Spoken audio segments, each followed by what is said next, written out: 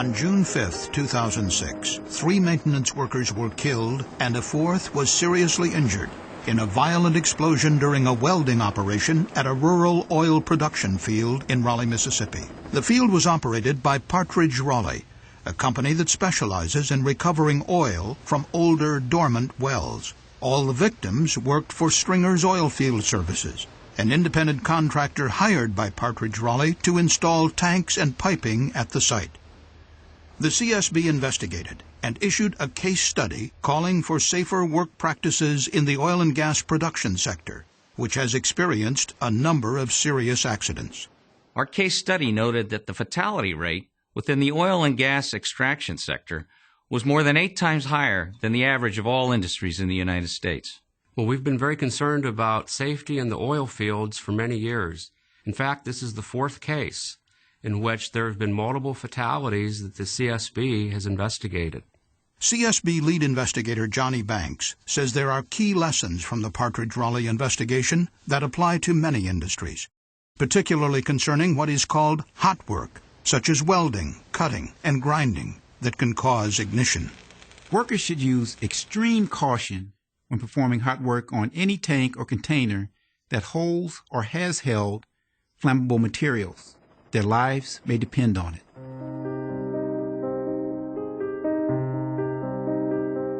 The following animation shows how unsafe work practices and a lack of training led to a tragic loss of life at the Partridge Raleigh oil field. The oil field had 4 tanks. 1 was for wastewater, 2 were storage tanks that held oil prior to sale, and a 4th larger tank, a so-called production tank, received oil from the well. A Stringer's Oilfield Services crew arrived and began work to connect a pipe between the large production tank and the nearest storage tank. To prepare for welding, contract workers removed the hatch from the large production tank to clean and air it out. They then checked for remaining flammable hydrocarbons in the tank by using an unsafe and unreliable technique, inserting a lit oxyacetylene torch to check for a flash from ignition. The big tank was in fact empty, but crude oil remained inside one of the storage tanks, warming under the morning sun. Unseen by the workers, flammable vapor from the crude oil was flowing from that tank into the other storage tank through an overflow line, and then out into the atmosphere through an uncapped 3-inch pipe. This open pipe end was just 4 feet away from where they planned to weld. In order to provide a platform for the welder, a ladder was placed horizontally between the 2 tanks. To stabilize the ladder, 2 workers stood on top of one end. A foreman observed the work from atop the production tank. The welder, who was perched on the ladder but wore a safety harness secured to the tank, began by making 2 small welds to a pipe fitting. Sparks showered from the welding process, igniting the flammable vapor that was escaping from the open pipe end.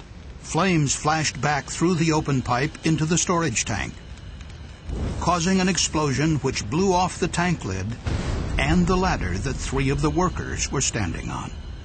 Flames shot through the overflow pipe into the next tank, causing an even more violent explosion from the flammable hydrocarbons inside and blowing its lid off as well. The first tank lid flew a distance of 50 feet. The other traveled 750 feet through the air. 2 workers that were standing atop tank number 3 and 1 that was standing atop tank number 4 were blown off by the force of the explosion. They suffered fatal injuries as a result. Only the welder, who had been wearing a safety harness, survived, but he suffered a broken hip and ankle. The CSB investigation identified several unsafe work practices that contributed to the likelihood or severity of this accident. Prior to welding, workers only tested for the presence of hydrocarbons by inserting a lit acetylene torch into the production tank. Not only is this dangerous, but it's not a good way to check for flammable vapors. The workers did not use a flammable gas detector to test for vapor, which could have warned them that dangerous vapor was flowing out of the open pipe near where they planned to perform welding.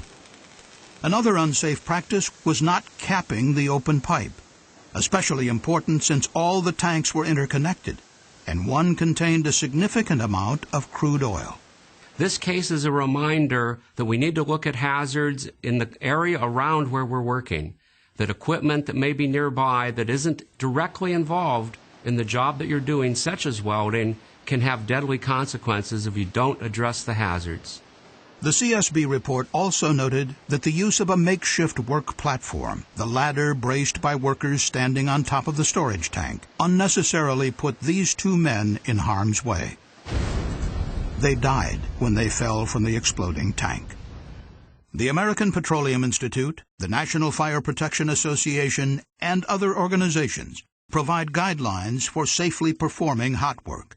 Safe practices include issuing written hot work permits, ensuring work is performed only by trained personnel who understand the hazards, isolating areas where hot work will be performed from piping or tanks that contain flammable or combustible liquids by installing caps, blinds, or other physical devices, and using a gas detector to test for a flammable atmosphere before and during work.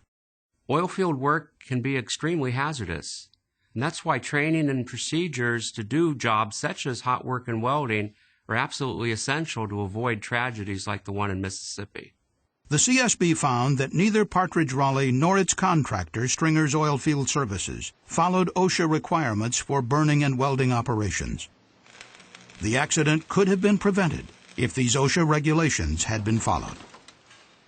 Although OSHA implemented a special emphasis program to inspect oil fields in several other key states, in the 5 years preceding the Partridge Raleigh accident, OSHA did not conduct any planned inspections of the more than 1,000 oil fields in Mississippi.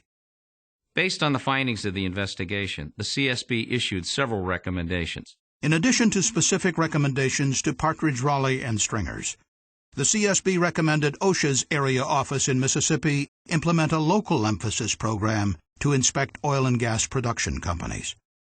And the CSB recommended that the Mississippi State Oil and Gas Board, a regulatory agency, establish a program to identify and report unsafe oil field conditions to OSHA.